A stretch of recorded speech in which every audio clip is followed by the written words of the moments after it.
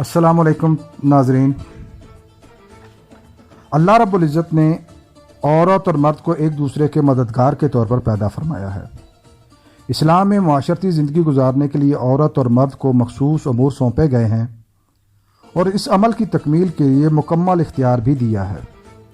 دنیا بھر کے بڑے اسلامی تاریخی مارکوں کا اگر باریک بینی سے مشاہدہ اور مطالعہ کریں تو ان کی کامیابی میں مردوں کے ساتھ ساتھ خواتین کا کردار بھی نمایاں دکھائی دیتا ہے۔ خلافت عثمانیہ کی تشکیل کی عظیم جدوجہد میں ارطغرل غازی کی کامیابی کی داستان بھی چند نامور اور بہادر خواتین کی کاوشوں کے تذکرے کے بغیر ممکن نہیں ہو سکتی۔ آج ہم چند نمایاں بہادر خواتین کے احوال آپ کے سامنے رکھیں گے۔ سب سے پہلے ذکر ہے حائمہ خاتون کا۔ حائمہ خاتون کائی قبیلے کے سردار سلمان شاہ کی بیوی اور ارطغرل کی والدہ تھیں۔ آپ کے 4 بیٹے سارم، گلدارو، ارطغرل اور زلجان تھے۔ حائمہ خاتون روایات کی پاسدار، سیاسی امور کی ماہر اور عظیم قائدانہ صلاحیتوں کی حامل خاتون تھیں۔ سلمان شاہ کی وفات کے بعد کائی قبیلہ کی سردار بنی اور قبیلے کو مستحکم کرنے کے ساتھ ساتھ انتہائی مشکلات سے نکالا۔ ارطغرل کی سوغوت کی جانب ہجرت کے وقت اپنے بڑے دونوں بیٹوں سارم اور گلدارو اور آدھے قبیلے کو چھوڑ کر ارطغرل کے ساتھ ہجرت کر گئیں۔ کئی قبیلے کو بیک وقت صلیبی اور منگول دشمنوں سے خطرات لاحق تھے۔ حائمہ خاتون نے مردوں کے ساتھ ساتھ خواتین کی فوجی تربیت کی، تیر اندازی اور تلوار زنی کے ماہر سینکڑوں خواتین تیار کیں۔ قبیلے میں قالین سازی کے کارخانے کی انچارج رہیں اور قبیلے کے وسائل میں بھرپور اضافہ کیا۔ جب ارطغرل غازی منگولوں کی قید میں تھا، اس وقت کوئی بھی مرد قبیلے کو لیڈ کرنے کی حالت میں نہیں تھا اور ساتھ ہی منگولوں کے حملوں کے خطرات بھی وہ سروں پر منڈلا رہے تھے۔ ایسی صورت میں حائمہ خاتون آگے بڑھیں اور انہوں نے قبیلے کی قیادت کی اور منگولوں کے خلاف ڈٹ کھڑی ہوئیں۔ رازداری، جرت اور بصیرت ان کی زندگی کی نمایاں خصوصیات تھیں۔ ہر مشکل وقت میں قبیلے کے لوگوں کو متحد کیا اور نئے ولولے کے ساتھ ہر مارکا سر کیا اور عظیم مقصد کے حصول کے لیے ارطغرل کی راہیں ہموار کی۔ اگر یہ ویڈیو آپ کو پسند آ رہی ہے تو اس کو لائک کیجئے، شیئر کیجئے اور مزید معلوماتی ویڈیوز حاصل کرنے کے لیے چینل کو سبسکرائب کر لیجئے اور بیل آئیکن کو دبائیے۔ حلیمہ سلطان سلجوق سلطنت کی شہزادی تھیں۔ ملک بدری کے دور میں جب صلیبی ان کے خاندان کو گرفتار کر کے لے جا رہے تھے، ارطغرل اپنے ساتھیوں کے ساتھ شکار کے لیے جنگل میں گیا۔ وہاں صلیبیوں کے ساتھ اس کا ٹاکرا ہوا اور اس نے ایک مارکے کے بعد حلیمہ سلطان اور اس کے خاندان کو آزاد کروا کر قبیلے لے آیا۔ ان کے قبیلے پہنچتے ہی صلیبیوں اور سلجوق سلطنت کے نمائندوں کی طرف سے ان پر مصیبتوں کے پہاڑ توڑ دیے گئے۔ ارطغرل غازی اور اس کے خاندان نے ان تکلیفوں اور مصیبتوں کو جرت مندی سے برداشت کیا اور حلیمہ سلطان نے بھی ہر مشکل کو جواں مردی سے اس کا سامنا کیا۔ بعد ازاں حلیمہ سلطان کی ارطغرل غازی سے شادی ہو جاتی ہے۔ حلیمہ سلطان کے ہاں ارطغرل غازی سے 3 بیٹے گندوز، سانچی اور عثمان پیدا ہوتے ہیں۔ آپ کئی بار گرفتار ہوتی ہیں مگر قید سے نکلنے میں کامیاب ہو جاتی ہیں۔ کسی مشکل گھڑی میں ہمت نہیں ہارتی۔ حلیمہ سلطان نے قالین سازی کے کام میں انتہائی جدت پیدا کی۔ کئی مارکوں میں خود تیغ زنی کے کمال مظاہر دکھائے۔ مشکل مزاجی اور جرت مندی کے ساتھ ارطغرل کی وفادار ساتھی رہیں۔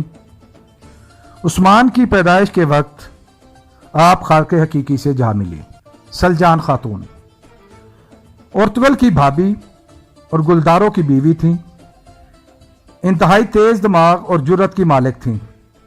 ابتدائی زندگی میں ارطغرل کی مخالف جبکہ حضرت شیخ ابن العربی کی تربیت کے بعد ارطغرل کی زبردست حامی بن گئی۔ غداری کی بو دور سے ہی سونگ لیتی تھی۔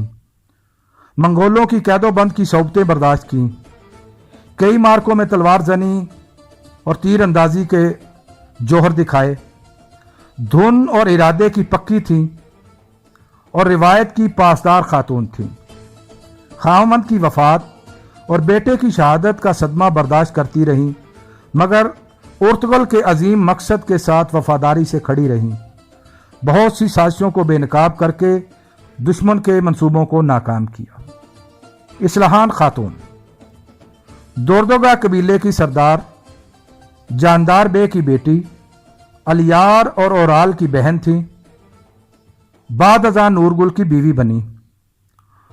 ارطغرل کی زبردست حامی تھی، بھائی اورال اور دیگر دشمنوں کی سازشوں کے خلاف سیسا پلائی دیوار کی طرح کھڑی رہیں۔ فن تجارت کی کمال ماہر تھیں، کائی قبیلہ کے سامان کی فروخت کے حوالے سے ارطغرل کی تجارت میں ہمیشہ معاونت کرتی، کئی بار دشمن کے ہاتھوں گرفتار ہوئیں، مگر ہمت اور دانش مندی سے ہر مشکل صورتحال سے نکل آئیں۔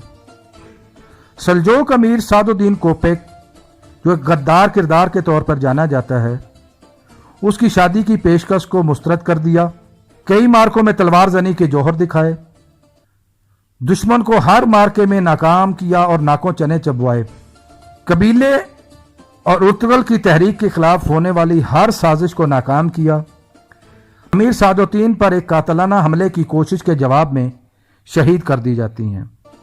ایبلغ خاتون عمرو قبیلے کی سردار عمر بے کی بیٹی تھیں، قبیلے اور ریاست کی انتہائی وفادار، بھائی اور بہن منگولوں کے یارہ کار تھے، سب کو ناکوں چنے چبوا کر ہر سازش کو بے نقاب کیا اور ہر منصوبے کو ناکام کر کے ارطغرل کی جدوجہد کے لیے راستہ ہموار کیا۔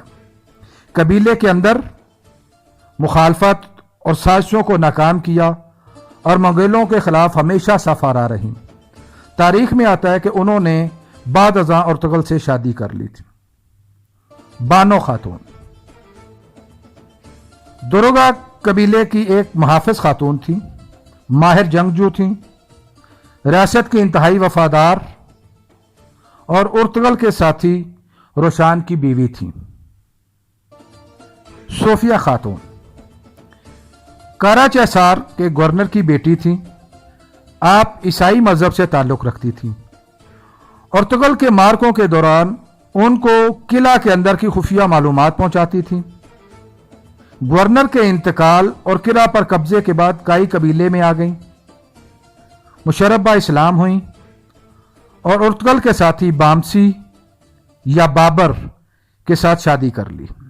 رابعہ بالا خاتون شیخ ایدب علی کی بیٹی تھیں، تجارت کی انتہائی ماہر تھیں، تلوار زنی کی کمال مہارت رکھتی تھی، ہر بار منگولوں کی قید سے نکلنے میں کامیاب ہو جاتی، کئی بار زخمی ہونے کے باوجود کئی منگولوں کو موت کے گھاٹ اتارا اور ان سے بچ نکلنے میں کامیاب رہیں۔